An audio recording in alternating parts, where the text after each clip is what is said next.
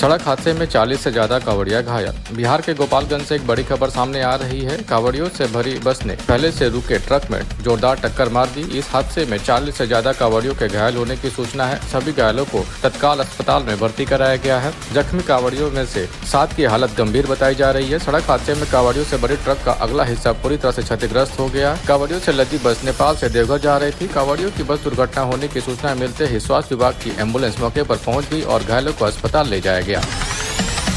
गांव, घर या हो सड़क, जिधर देखो उधर है पानी ही पानी। वाल्मीकि नगर बैराज से 3 लाख क्यूसेक से ज्यादा पानी छोड़े जाने के बाद गोपालगंज के 6 प्रखंडों में तटबंध के अंदर बसे करीब 28 गांव और टोलों में पानी घुस चुका है। जिलाधिकारी डॉक्टर नवल किशोर चौधरी ने बांध के अंदर बसे गाँवों को अलर्ट किया है। स्कूल, घर, खेत और सड़कें बाढ़ के पानी में पूरी तरह से डूब चुके हैं। आर्मी का भगोड़ा, सजा याफ्ता कॉन्ट्रैक्ट किलर रूपक सिंह गिरफ्तार। विभूति सिंह उर्फ रूपक सिंह आर्मी का भगोड़ा है। वह सुपौल, सहरसा और मधेपुरा में कई रोड डकैती, बैंक डकैती और हत्या जैसे संगीन मामले को अंजाम देने का मास्टरमाइंड भी है। डीआईजी शिवदीप लांडे बताया कि विभूति सिंह उर्फ रूपक सिंह मधेपुरा के घेलार थाने इलाके का रहने वाला है। वह 2019 में एक लड़की के अपहरण मामले में सजा काट चुका है। प्रतापगंज के पूर्व उप मुखिया को गोली मारने की कोशिश के मामले की जाँच के दौरान यह शख्स गिरफ्तार किया गया है। प्रेमी के साथ भाग रही थी युवती, मां ने पीछा कर बेटी को पकड़ा। अनिल और इंदु दोनों एक दूसरे से प्रेम करते थे। शादी करने के लिए दोनों घर से भाग रहे थे। इंदु की मां ने उनका पीछा कर दोनों को पकड़ लिया। मौके पर ग्रामीण भी इकट्ठा हो गए। इसके बाद प्रेमी जोड़े की इच्छा पूछी गई। दोनों द्वारा शादी की इच्छा जताए जाने पर मंदिर में उनकी शादी करा दी गई।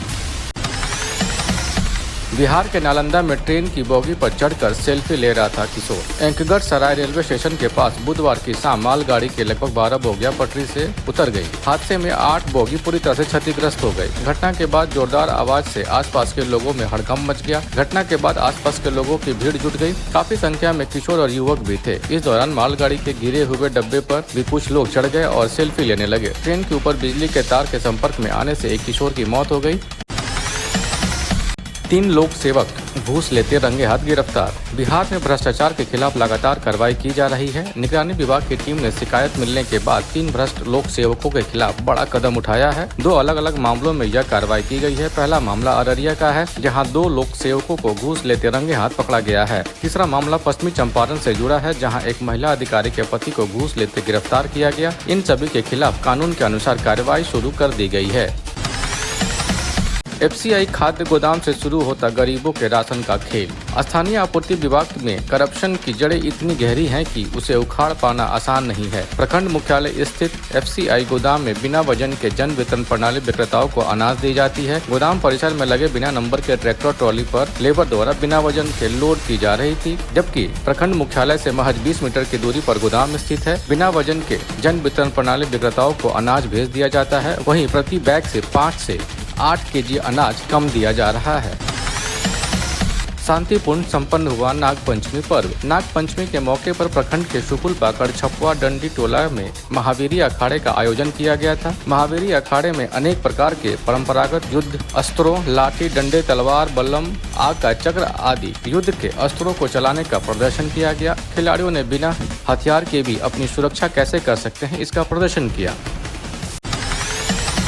AHTU रक्सौल ने ढूंढ निकाला एक नाबालिग नेपाली लड़की को। बुधवार शाम को AHTU रक्सौल ने मझौलिया के एक ऑर्केस्ट्रा से एक नाबालिग नेपाली लड़की को रेस्क्यू किया। इसको फिल्म में पैसे और प्रसिद्धि दिलाने के बहाने से झांसे दे मझौलिया के एक ऑर्केस्ट्रा में ले जाया गया था। घर वालों ने नाबालिग को हर जगह खोजा, किंतु कहीं नहीं मिली। नेपाल पुलिस को इसकी सूचना दी गई थी। फिर इनके माता को किसी ने AHTU रक्सौल के इंस्पेक्टर मनोज कुमार शर्मा का नंबर दिया गया। शीघ्र इंस्पेक्टर शर्मा द्वारा अपने सोर्स से लड़की की जानकारी निकाल ली गई। फिर राष्ट्रीय बाल अधिकार संरक्षण आयोग दिल्ली, मिशन मुक्ति फाउंडेशन, बाल कल्याण समिति, चाइल्ड लाइन बेतिया महिला थाना पुलिस, मझौलिया थाना के साथ मिलकर ऑर्केस्ट्रा पर संयुक्त रेस्क्यू ऑपरेशन किया गया, जहां से नाबालिग नेपाली लड़की को रेस्क्यू किया गया।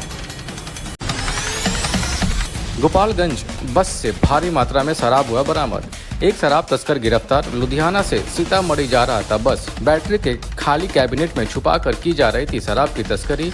वाहन जांच के दौरान उत्पाद विभाग की टीम ने कुचायकोट थाना के बलथरी चेक पोस्ट NH-27 पर की कार्रवाई।